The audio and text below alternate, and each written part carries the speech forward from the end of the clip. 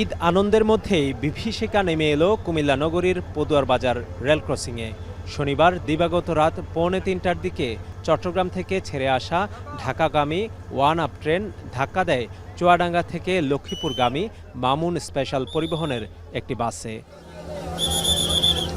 সংঘর্ষের তীব্রতা ছিল এতটাই ভয়াবহ যে বাসটিকে প্রায় 1 কিলোমিটার দূরে টেনে নিয়ে যায় ট্রেনটি। আর্তনাদ আর আতঙ্ক ছড়িয়ে পড়ে ট্রেন জুড়ে। খবর পেয়ে পুলিশ, ফায়ার সার্ভিস ও স্থানীয়রা উদ্ধার কাজ শুরু করে। হতাহতদের উদ্ধার করে নেওয়া হয় কুমিল্লা মেডিকেল কলেজ হাসপাতালে। তাদের অনেকের অবস্থাই আশঙ্কাজনক।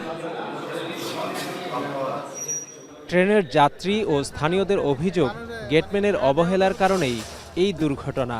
তাদের দাবি, ক্রসিংয়ে যথাযথ সতর্ক সংকেত ছিল না। দেখছি যে একটা মহিলা আর কি দরজার কোনায় বসে আছে, মানে পড়ে আছে।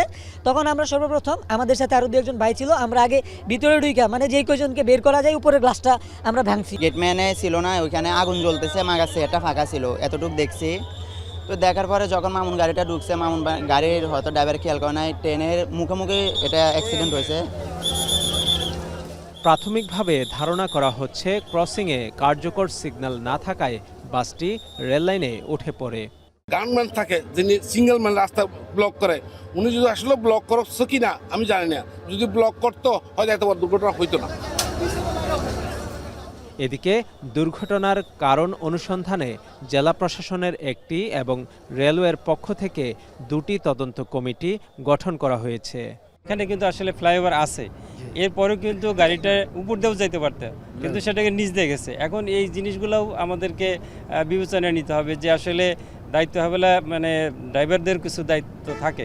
রেল মিনিস্ট্রি থেকে একটি আর জেলা প্রশাসনের পক্ষ থেকে আরেকটি আমি নিজেও এখানে গঠন করে দিলাম, যাতে করে তারা এটা পূর্ণাঙ্গ তথ্য পাওয়া যায় কি কারণে এই ঘটনাটি ঘটেছে। দুর্ঘটনাস্থল পরিদর্শনে আসেন কৃষি, খাদ্য, মৎস্য ও প্রাণী সম্পদ মন্ত্রী আমিনুর রশিদ ইয়াসিন ও রেল প্রতিমন্ত্রী হাবিবুর রশিদ। পরিদর্শনের পর দ্রুত ব্যবস্থা নেয়ার আশ্বাস দেন তারা। রেলওয়ের পক্ষ থেকে তদন্ত কমিটি গঠন করা হয়েছে, ডিসি সাহেবের পক্ষ থেকে তদন্ত কমিটি গঠন করা হয়েছে। রেলওয়ের পক্ষ থেকে বোধহয়ের মধ্যে 2 জনকে সাসপেন্ডও করা হয়েছে। গার্ডও থাকবে, প্লাস অটোমেটিক সিস্টেম থাকবে, যাতে রেল ক্রসিংয়ের কাছাকাছি রেল আসার সাথে সাথে ওগুলি অটোমেটিকভাবে যাতে বন্ধ। এই ব্যাপারে প্রাইম মিনিস্টার ইতিমধ্যে সিদ্ধান্ত দিয়েছেন। জেলা প্রশাসক থেকে তাদেরকে প্রতিটি পরিবারকে 25,000 টাকা করে দেওয়া হয়েছে, আর রেল থেকে যারা মারা গিয়েছে তাদেরকে 1 লাখ টাকা করে ক্ষতিপূরণ দেওয়া হবে।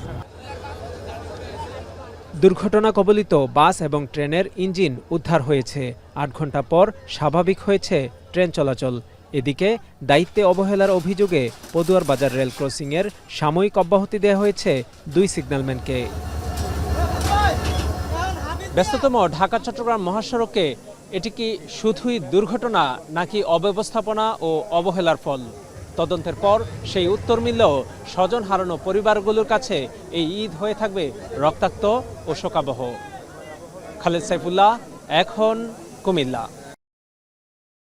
72 ঘন্টা ময়েশ্চার লক সমৃদ্ধ লিলি বডি ওয়াশ, শিয়া বাটারের গুডনেস স্কিন রিপেয়ার করে রাখে সফট ও গ্লোয়িং।